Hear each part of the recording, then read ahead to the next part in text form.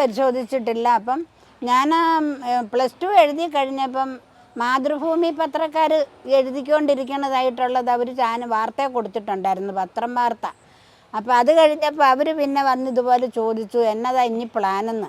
അപ്പം ഞാൻ പറഞ്ഞു ആരെങ്കിലും പഠിപ്പിക്കുവാണെങ്കിൽ ഞാൻ പഠിക്കും, പഠിക്കാനുള്ള സാമ്പത്തികം നമുക്കില്ല. അത് അന്നേരം ടീച്ചേഴ്സൊക്കെ എന്ന് പറഞ്ഞു മഹാരാജാസ് കോളേജിൽ പൊക്കോ, അവിടെ മമ്മൂട്ടി പഠിച്ചതാണ്, മോഹൻലാൽ പഠിച്ചതാണ് എന്നൊക്കെ പറഞ്ഞ് അവർ അവിടെ പോണം കേട്ടോ എന്ന് പറയുകയൊക്കെ ചെയ്തതാണ്.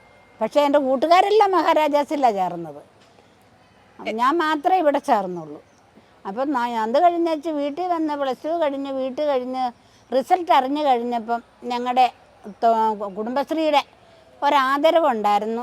അപ്പോൾ അന്ന് മൊമെൻ്റോയും ഒക്കെ തന്ന് അവരൊരു കാശ് ഒരു ചെറിയ കവറും ഒക്കെ തന്നു. അത് കഴിഞ്ഞ് DYFI പിള്ളേർ ഇതുപോലെ തന്നു. അന്നേരം അവരോട് ചോദിച്ചു ഇനി എന്നാ പ്ലാൻ